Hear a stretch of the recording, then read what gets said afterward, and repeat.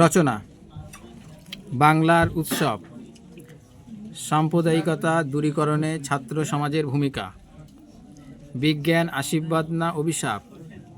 একই রকমভাবে লিখতে হবে বিজ্ঞানের ভালো মন্দ। 4 নাম্বার দৈনন্দিন জীবনের বিজ্ঞান। এই 4টে রচনার মধ্যে একটা রচনা আশা করি এসে যাবে। প্রতিবেদন: তোমার মাদ্রাসায় অনুষ্ঠিত বিশ্ব নবী দিবস অনুষ্ঠানের উপর একটি প্রতিবেদন রচনা করো। তার মানে মাদ্রাসার উপরে একটা প্রতিবেদন রচনা আসার সম্ভাবনা আছে। এই বিশ্ব নবী দিবসের পরিবর্তে এইভাবে আসতে পারে বার্ষিক সাংস্কৃতিক অনুষ্ঠান, অথবা মাদ্রাসায় রক্তদান শিবির, অথবা মাদ্রাসায় বিজ্ঞান প্রদর্শনী। প্রতিবেদনের সঙ্গে অথবা থাকে সংলাপ। যদি কেউ দেখতে চায় এইগুলো দেখবা। মোবাইল ফোনের অত্যাধিক ব্যবহার বিষয়ে 2 বন্ধুর মধ্যে কাল্পনিক সংলাপ রচনা করো। এটা। আর 2 নাম্বার ইম্পর্টেন্ট হচ্ছে নিত্য প্রয়োজনীয় দ্রব্যের মূল্যবৃদ্ধি এ বিষয়ে 2 বন্ধুর মধ্যে একটি কাল্পনিক রচনা করো। এটা হচ্ছে পরীক্ষায় 10 নাম্বার দাগে পড়ে। 9 নাম্বার দাগে তোমাদের যেটা ইম্পর্টেন্ট সেটা হলো বঙ্গানুবাদ। বঙ্গানুবাদ এখানে 3টে বঙ্গানুবাদ সব থেকে বেশি ইম্পর্টেন্ট এবারে। তারপরে হচ্ছে man is mark of his own, এইটা দেখবা। অথবা এইটা দেখবা newspaper reading his become, এইটা দেখবা। অথবা এইটা দেখবা 3 নাম্বার এটা। এই 3টে থেকে আশা করি একটা আসবে। আচ্ছা, এরপরে হচ্ছে তোমাদের 7 নাম্বার দাগ থেকে যে প্রশ্নগুলো পড়তে পারে সেগুলো হলো এখানে 150 শব্দে উত্তর দাও। 2টো প্রশ্ন দেওয়া থাকবে, তার মধ্যে যে কোনো একটি প্রশ্নের উত্তর দিতে হবে। 1 নাম্বার যেটা ইম্পর্টেন্ট, হিন্দু মুসলমানদের মাতৃভূমির গুলবাগ এই বাংলা। কাদের উদ্দেশ্যে বক্তা কথা বলেছেন? এই উক্তির মধ্য দিয়ে বক্তার চরিত্রের কোন বৈশিষ্ট্য প্রতিফলিত হয়েছে? 2 নাম্বার আছে শুধু প্রতিহিংসা, কে কার উদ্দেশ্যে কথা বলেছেন? বক্তার প্রতিহিংসা হয়ে ওঠার কারণ কি? 3 নাম্বার বাংলা শুধু হিন্দুরও নয়, বাংলা শুধু মুসলমানের নয়, মিলিত হিন্দু মুসলমান। মাতৃভূমি গুলবাগান এই বাংলা। কাদের উদ্দেশ্য করে এই কথা বলা হয়েছে? এই বক্তব্যের মধ্য দিয়ে বক্তার কী চারিত্রিক বৈশিষ্ট্য প্রতিফলিত হয়েছে? 4 নাম্বার তোমার কথা আমার চিরদিন মনে থাকবে। কে কাকে একথা বলেছেন? উদ্দেশ্যে কোন কথা চিরদিন মনে থাকবে? 9 নাম্বার দাগে কম বেশি 150 শব্দের যে কোনো একটি প্রশ্নের উত্তর দাও। এখানে 2টো প্রশ্ন দেওয়া থাকবে, 2টোর মধ্যে একটা প্রশ্ন লিখতে হবে। এই 4টে প্রশ্ন পড়লে আশা করি একটা প্রশ্ন পেয়ে যাবা। আমরা কালিও তৈরি করতাম নিজেরাই। কার কালি তৈরি করতেন? তার কিভাবে কালি তৈরি করতেন? 2 নাম্বার কিন্তু বৈজ্ঞানিক সত্য যত কম থাকে ততই ভালো। কি কম থাকার কথা বলা হয়েছে? সেগুলি কম থাকার সুবিধা কি?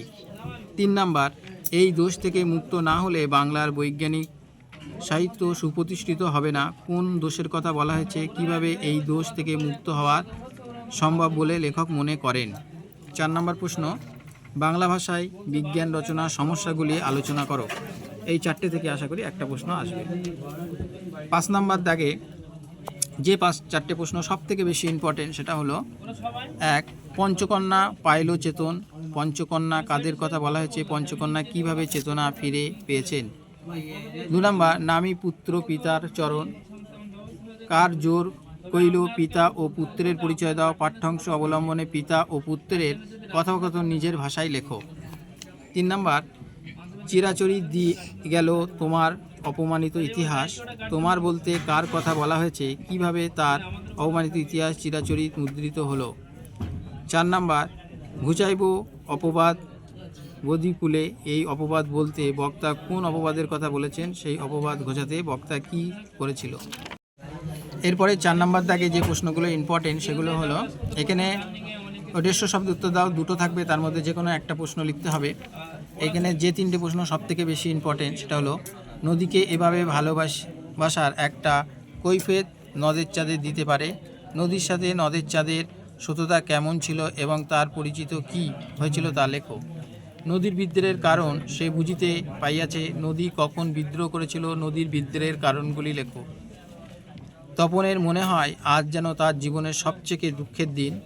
কোন দিনের কথা বলা হয়েছে? তপনের এমন মনে হওয়ার কারণ কি? 3 নম্বর দাগ, এখানে যে কোনো একটি প্রশ্নের উত্তর লিখতে হবে। এখান থেকে যে প্রশ্নগুলো ইম্পর্টেন্ট সেটা হলো, কলম আছে তার কাছে আজ অস্পর্শ, কলম কাদের কাছে, কেন অস্পর্শ? 2, আমরা কালিও তৈরি করতাম নিজেরাই, বক্তা কিভাবে কালি তৈরি করতেন? কলমের তলোয়ারের চেয়ে শক্তিধর বলা হয়েছে কেন? 4, জন্ম নিল ফাউন্টেন পেন, ফাউন্টেন পেনের স্রষ্টাকে, ফাউন্টেন পেন জন্ম বৃত্তান্ত সংক্ষেপে লেখো। 5, বিমর্ষ ওয়াটারম্যান মনে মনে প্রতিজ্ঞা করেছিলেন, ওয়াটারম্যান বিষম্য ছিলেন কেন? তার প্রতিজ্ঞার ফল কী হয়েছিল? 6, এতে রচনার উৎকষ্ট হয় কোন রচনার অংশ? প্রাবন্ধিক কিসে রচনার উৎকষ্ট হওয়ার কথা বলেছেন? 7, ভাবি আচ্ছা আমি যদি যীশুখ্রিস্টের আগে জন্মাতাম, যীশুখ্রিস্টকে লেখক তার আগে জন্মালে কি হতো বলে কল্পনা করেছেন?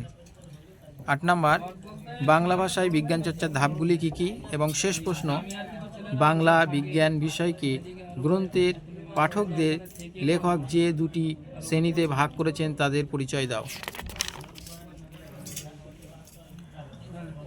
এরপরে 3-2 থেকে যে প্রশ্নগুলো ইম্পর্টেন্ট, এখানে যে কোনো দুটি প্রশ্নের উত্তর দিতে হবে।